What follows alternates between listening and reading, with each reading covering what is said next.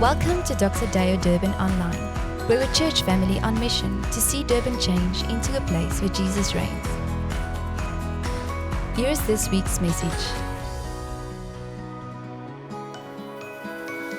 This morning we're in week 5 of our series Not Do But Done, and I want to start off the question by what is your average time of sleep per week? Can you maybe look at the person next to you and tell them, how much do you sleep average every night? Let's just quickly. Go for it.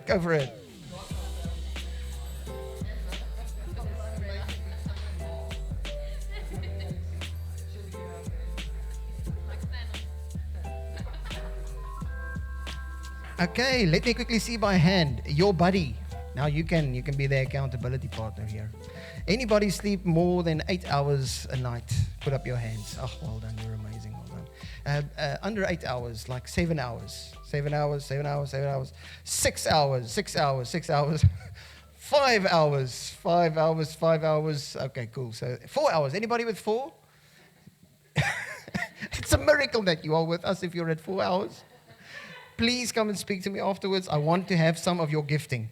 Okay, with that being said, obviously this morning I'm asking the question because we are talking about rest.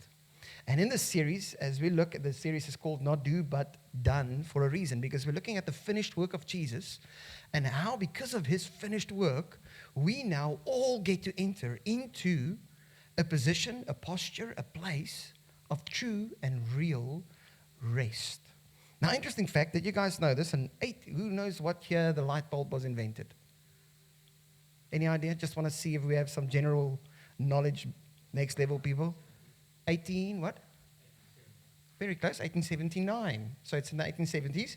1879, and did you know that after the light bulb has been invented, I don't know, check it, it's up there, thank you very much. You're next level, Dr. Shani.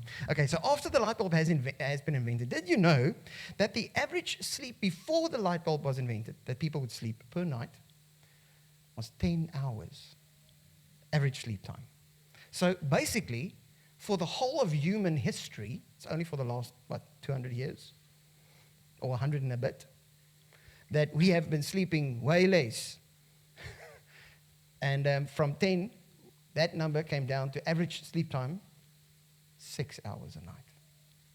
Interesting, huh? This makes rest the most precious commodity on our planet at this stage. Did you realize that? We had 10 and now suddenly we have 6. Psychologists reckoned, actually, they estimated in 1985, that's about 100 years after that, they estimated that due to our technological advancements and all the things getting all smarter, washing machines and all that stuff that we get and put into our houses and everything, making it way easier for us to live, the effect of that technology would be that we would only have 22-hour work weeks, would cut down from 40 hours to now 22 hours because we have so much time available because of all of our technology. We would only work 27 weeks a year, and that's what they foresaw in the future. And the rest of the time, we would spend on vacation, having rest. Anybody living in that reality today? Just checking. Okay, so it seems like the exact opposite happened, and I wonder why. I mean, all of our technologies, all of this stuff, putting things in place for us so that we can actually spend extra time resting and chilling it out. I mean, we're inventing all of these cool things. For some other reason, we're working harder than ever. So there is something going on with rest in our culture and in our world. Do you see this? It's quite interesting. So what I would like to do is just look at how Jesus redefines rest for us, that we can see what he actually means by it, because clearly we're struggling to get a lot of it. And then secondly, we're going to have an opportunity to embrace and receive that. So firstly, let him redefine it. And secondly, the opportunity will be for you today to actively, practically receive that rest. So let's first start by redefining rest. Quick Bible trivia. Anybody can tell me when was the first time we read the word rest in the Bible? Anyone? Take a guess. Tell the person next to you, Genesis. Yes, Genesis what? Genesis chapter, can you quote it? Chapter 1. And I'm not sure if it was Genesis chapter 1, but okay. You're at the same story, at the right story. When is it? When is it? It's when it says, on the 7th day. Yes, let's read it together. It's Genesis 2, by the way, verse 2, as it ends there. It says, by the seventh day, God had finished the work he had been doing. Everybody say finished. Finished the work. So on the seventh day, he rested from all of his work. Now, well done. First question done. Second question. Now that we read God has finished and he is resting, what does it mean? What do you think? How does God rest? Tell the person next to you, how do you think God rests? Bible tells us he's finished his work and then he rests. I'm giving you guys some clues here. But quickly, tell the person next to you, how do you think God would rest? What does that mean?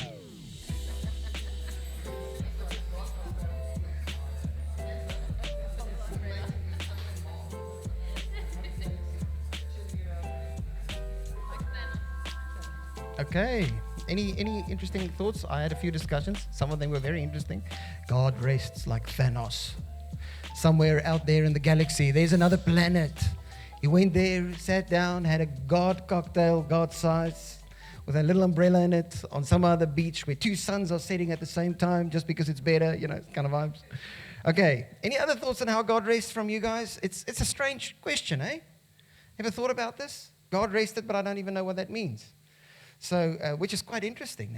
Now, one of the first things I think most of us would go to when we think, I need to take a rest.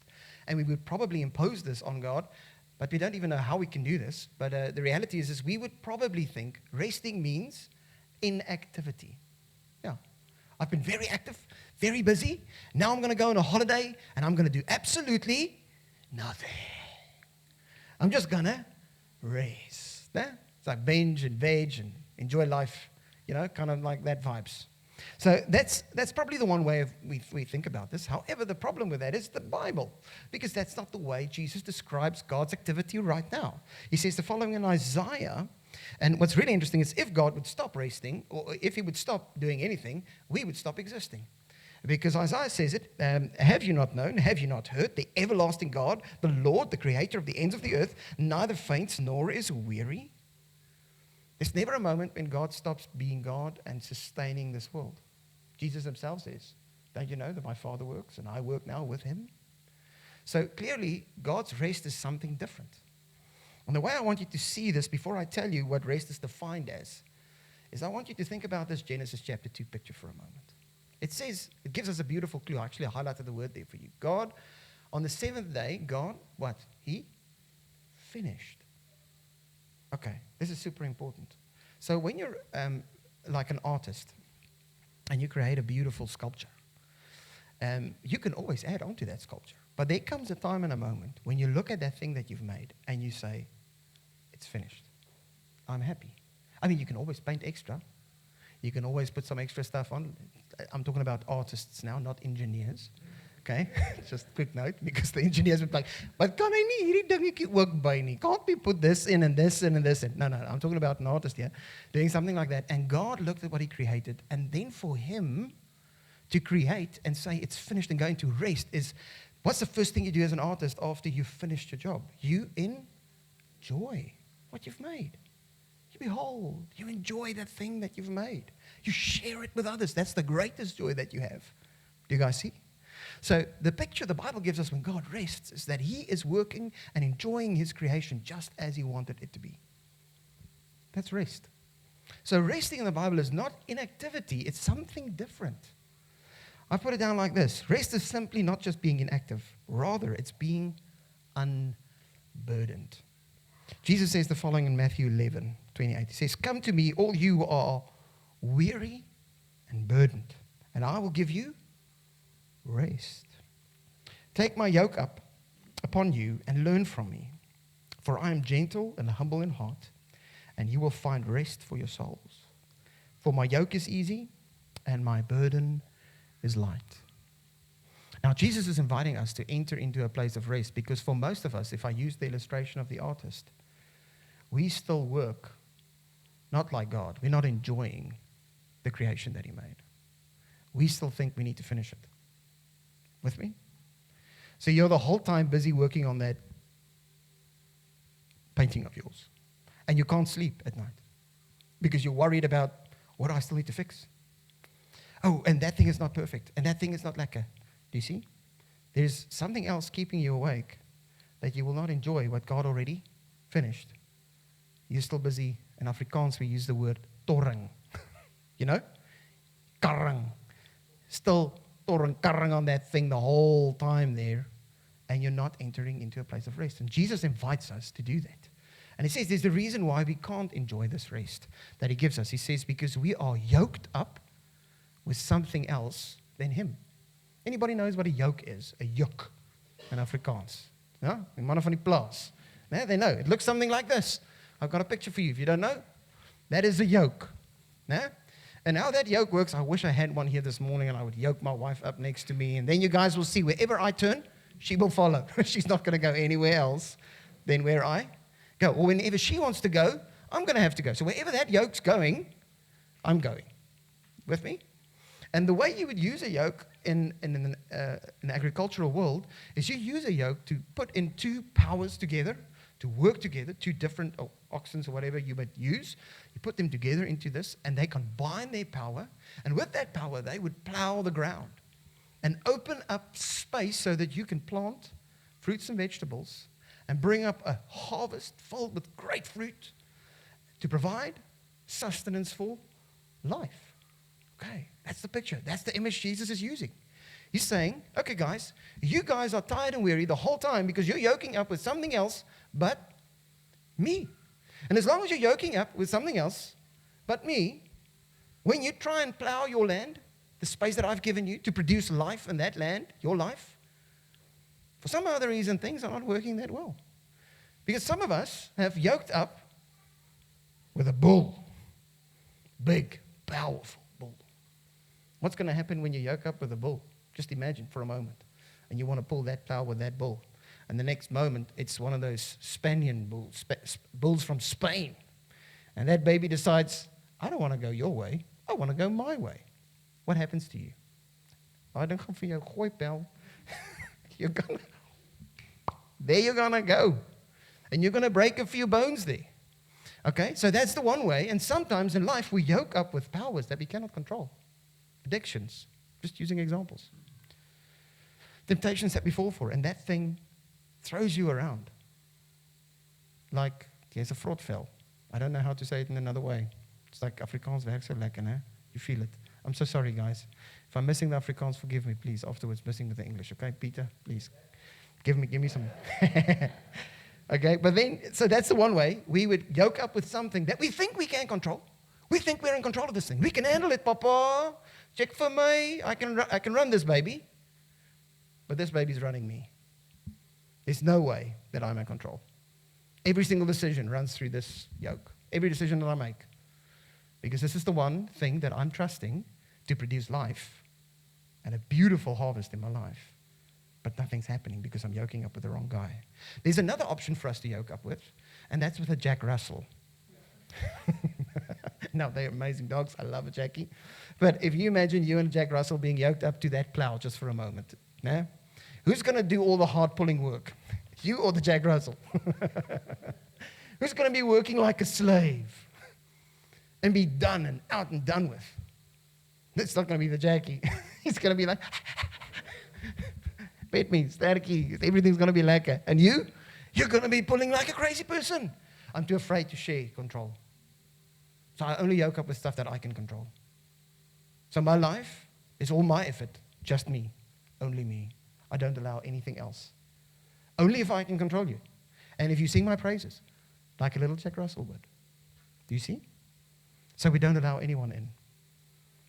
How does that work in terms of producing a harvest? Ultimately, you end up tired, weary. Either tired because someone else is throwing you around and you can't make it. They're handling rough, whatever this thing is that you trust in life. Or you are working so hard, you're becoming a slave trying to produce a harvest. And not one of these two are working. So Jesus starts redefining rest by saying, guys, rest is not inactivity. Rest is actually great activity. God made you to produce a harvest, to bring fruit through in your life. But there is something in this world that you're yoking up with. You're putting your trust in that thing to produce a harvest that you're longing for in your world. With me? And he's saying, it's time for you to really rest, to take off that yoke and put on mine. that means he's also yoked up with you. That's the invitation.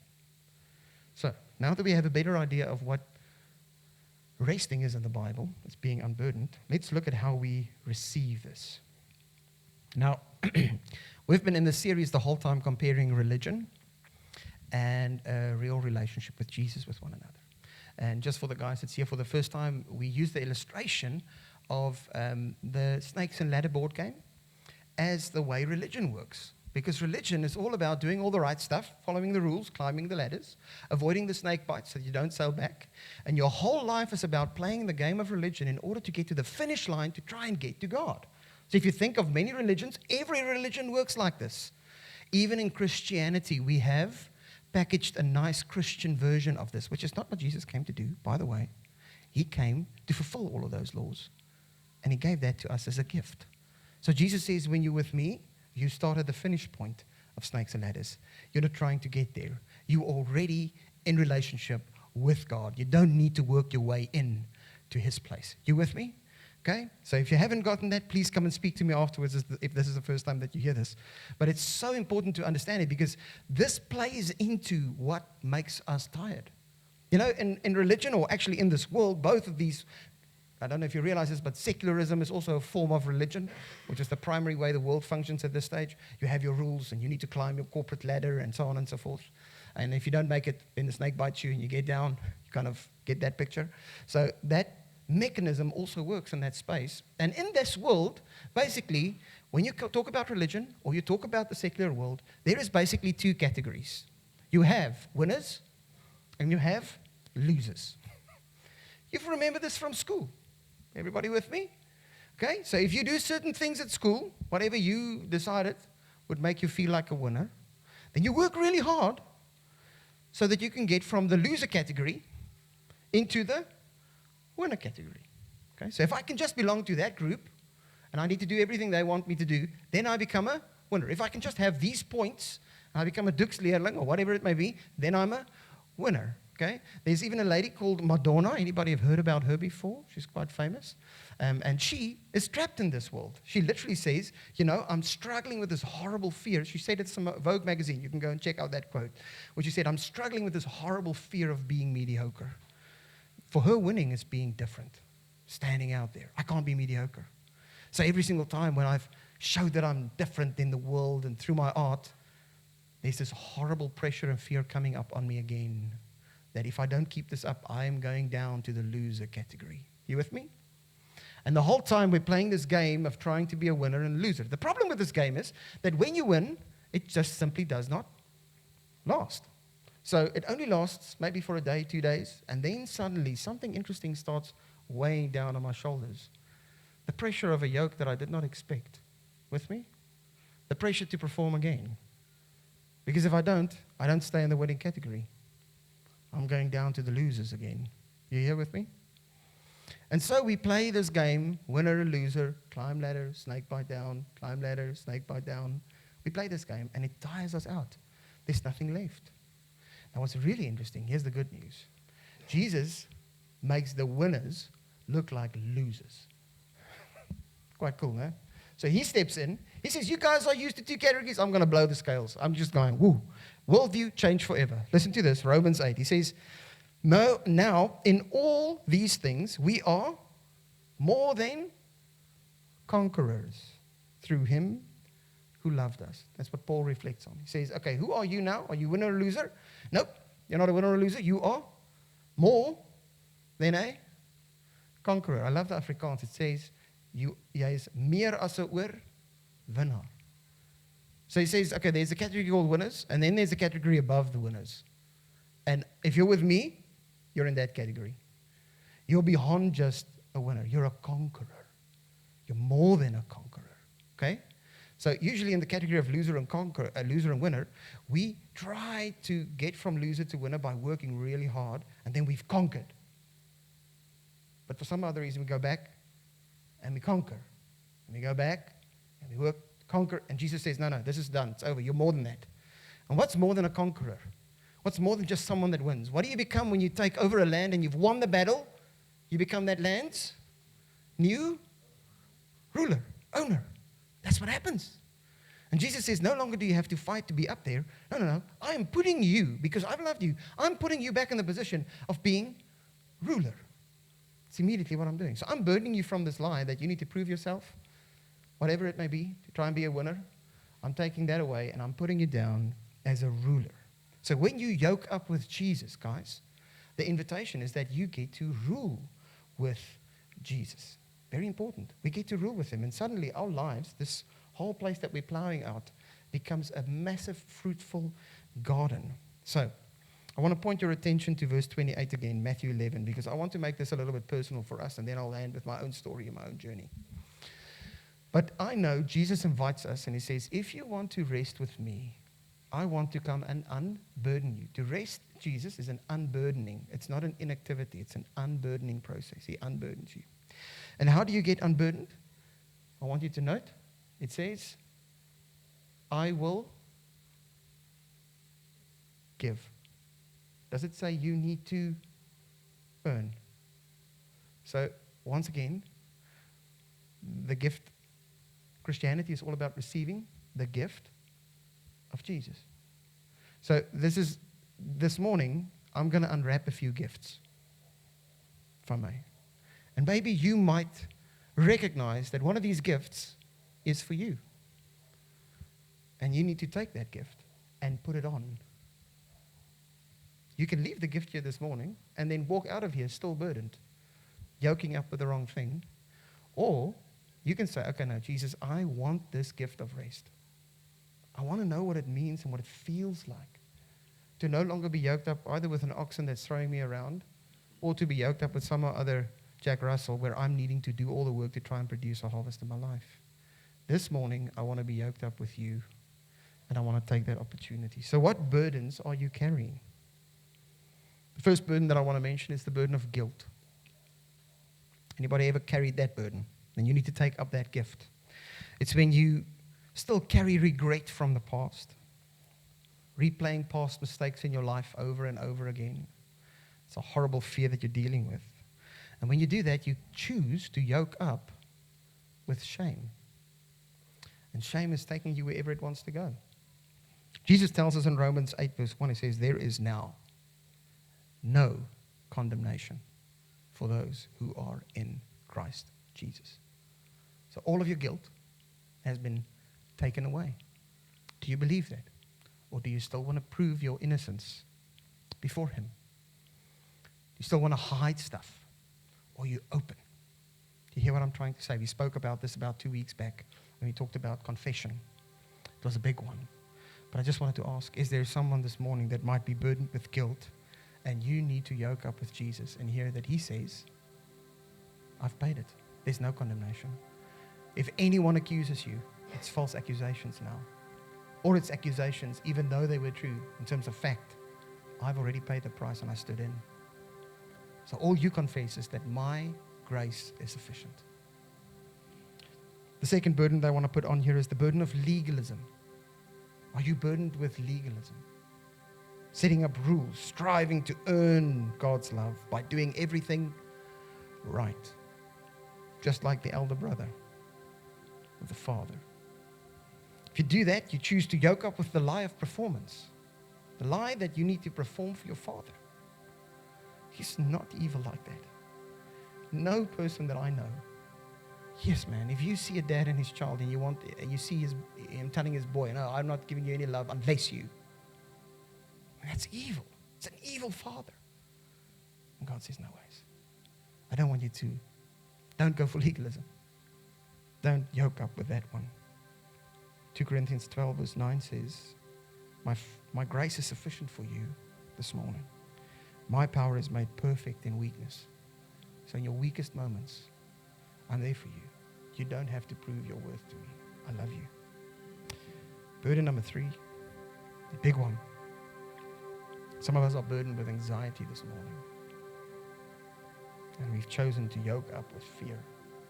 You know, when you're burdened with anxiety, you play the what-if game in the future.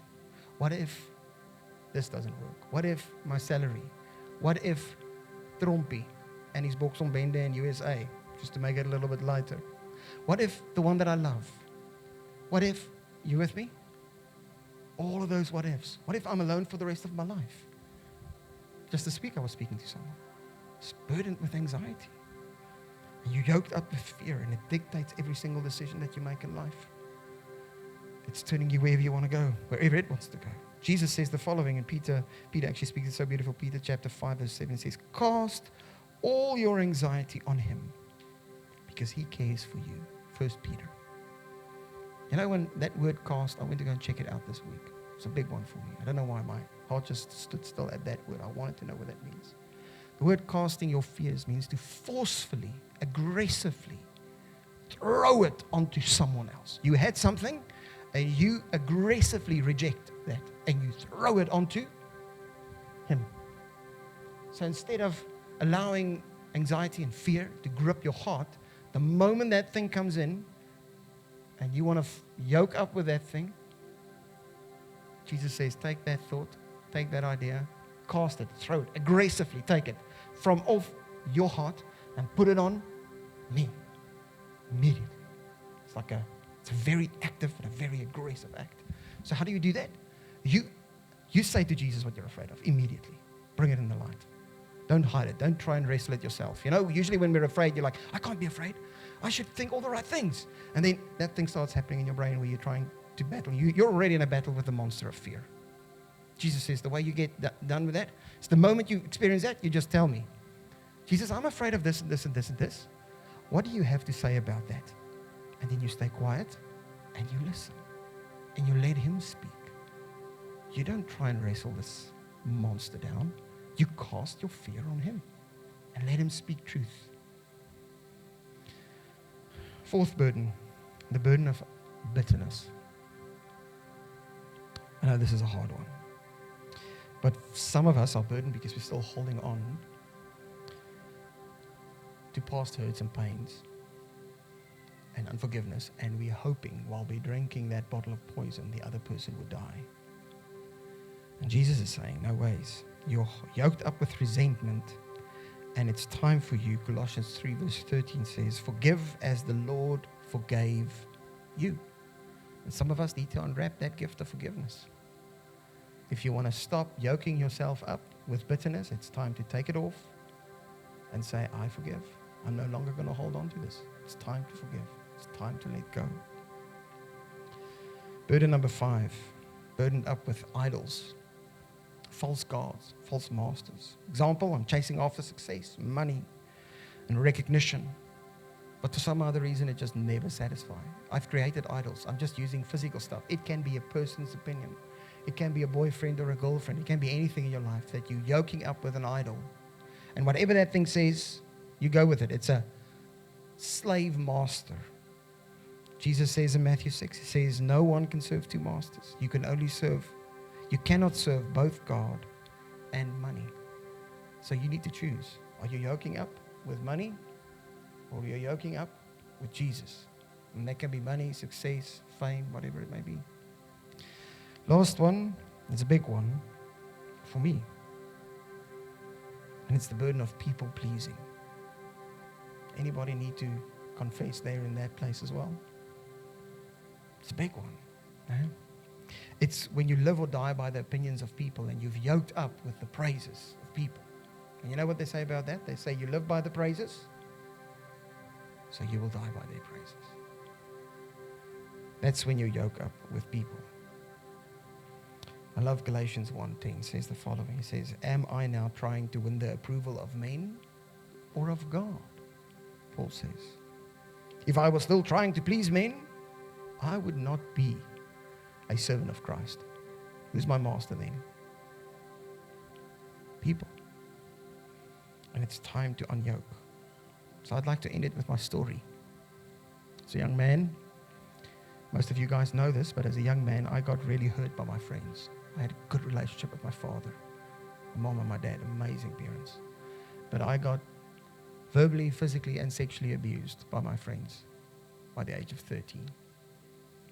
And because of that, I decided, instead of harvesting bitterness in my heart, working very hard to try and win their approval. So I yoked up with a burden of proof on my shoulders to prove myself worthy. And the way I would do this is I would look for whether I'm good enough, because I didn't feel good enough being abused, being misused. So the only way that I could get that approval would be from their mouths. And I'm like, the problem with this, however, was the mornings that they woke up and they were in a good mood, they will give me compliments and I feel good about myself. But the moment they woke up on the wrong side of the bed and it has nothing to do with me, I would take that and wear it and it would make me feel terrible. Now this drove me to the point where I would literally reject myself. I couldn't live with myself because I started comparing myself to other people, thinking that, if I could just be like that guy, if I can be like Frikkie, then people will like me. Using a simple example. But that's literally what I would do. And in my mind, I would run with that the whole time. Because people like Frikkie, but they don't like Lorraine. You can clearly see that. They're angry with me. They like that guy. And the more I compare, the more I start rejecting myself. Because I would, and here's the way I would reject myself. I want you to hear this. I would hold back who I really am, because if I'm that, people don't like that. So I reject that as well, because people say it's not good, so I say, not good. So I reject myself. I keep that away from them because they don't like it. And everything that they like, I would even twist myself and work really hard and be outside of my nature to try and become like that. So I rejected what God made. I wanted to become what people say they want me to be. So I'm allowing people to make me now. Do you guys see what's happening in my life? This thing started spiraling down. It was running for all of my life till the age of 32. And then God had a very great sense of humor by appointing one of my peers as my leaders. And there's one person that I'm super afraid of. It is one of my peers, because I don't know if they will approve of me. I don't know if they will like me. And the moment that happened, my whole world froze. It's like this mechanism of mine didn't function. So much so that I would work 80-hour weeks for months on end. I mean, it's impossible. I couldn't keep it up. It ended up with me burning out before the age of 30. Literally. That's where I was. Classic. In ministry, burnt up before the age of 30. Do you know how ashamed I felt? My word, I didn't think this would ever happen to me. Yet, I couldn't even live in my own house. I took my car and I drove to Kimberley. I booked myself into a hotel there and I stayed there like for 2 weeks, just like try to deal with self. And I left my wife and my kids alone at home at that stage. That's where I was. And it was all because I was yoking up with the approval of people. I wasn't walking with Jesus. Here I am in ministry, I'm preaching. Leading children's ministry, 250 kids. Next level. Things are going great. Suddenly Jesus just shows me, you're following the wrong. You're not yoking up. This is not going to produce fruit in your life. Well, not the fruit that you want. It's going to throw you around. So there I am, emotionally burned out. And then, I'll never forget this, there was this intervention where Jesus invited me to take off that yoke. Now, I was basically at the end of my rope, sitting the one afternoon. It was 3 o'clock on a Friday in my office. And I received a phone call, randomly from my dad. I answered the call. I'm like, hi, Dad, how are you doing? I was actually surprised that he would call me. He usually doesn't call me on a Friday. And he said, I just had it on my heart to hear how you're doing. Because at that stage, my father struggled when I was a young kid with depression. So I called him on my journey and asked him and so on. So I probably thought maybe that's the reason why he's calling me. He's just checking in. And we talked, and how you're doing and so on and so forth. And as we were talking, he said, you know what, have I told you about the dream that I had about you the other day? I'm like, no, I haven't heard about this dream. I was actually kind of like shocked that my dad would want to tell me this, but he said, that's actually why I'm calling you. I had something on my heart and I wanted to tell you about this. So the other night I was dreaming that Jesus told me I need to go and pick him up from the airport. And I was like, what? Jesus wants me to pick. He doesn't know why Jesus wants him to pick him up from the airport, but it's something in his dream, but he needs to go there. But he was like very pressured, the car needs to be washed nice in this dream, everything needs to be polished. And him and my mom is getting into the car and they're making their way from our house where I grew up all the way to the O.R. Tambo airport, and they're going to pick Jesus up, and he's excited but nervously excited and getting everything ready. And then as he drives and he arrives at the airport in terms of this dream, and when he stopped at the airport, he realized, but he doesn't know how Jesus looks. He doesn't know where to get Jesus. And now he's in a flat split. He doesn't know what's going to happen. So he climbs out of the car and he walks in. And for some other reason, as he's walking through the aisles in the OR Tambo airport, the next moment he sees there's a man coming to him and asking him, "Are you Mani?" And he's like, and this is not what happens in his dream. And he says, "Yes." And he says, "Follow me." And so he walks out with this man through a little door. And as he walks through this door, he sees a huge garden. And as they walk through the door, this man changes into a picture for him that looks exactly like Jesus. And they start having lots of conversations in this garden, in his dream. But the one conversation that stuck, was mind-blowing to me, is as they finished off, my dad said he was saying goodbye to Jesus in his dream, and he walks out of the garden. God told him quite a few things. And as he walks out and he's just by the door, Jesus calls him back and he says, "Mani." And my dad turns around. And as he's turning around, Jesus looks at him and he says, "You have a boy there in Bloemfontein, and he's working for me." And I just want to tell you, that I am so happy with what he's doing. I'm amazed. I'm happy with what he's doing. He's doing a great job. And then my dad walks away. You know, when he told me that, everything in me broke. Here I am, burned out, angry at God. I'm actually considering leaving ministry full time. What's the one message Jesus has to say to a person that's lazy and sitting down there not doing anything? You're doing a great job. That was the day I decided to yoke up with the King. The moment that happens. Rest. No longer working for approval, because I have been approved. And I was in tears. And I was free. Let's pray together.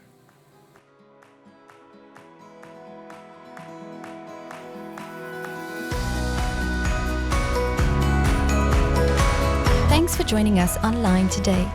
As a family, we would love to meet you in person, so plan a visit to our Dr. Deo Durban campus by going to drDeo.org/Durban.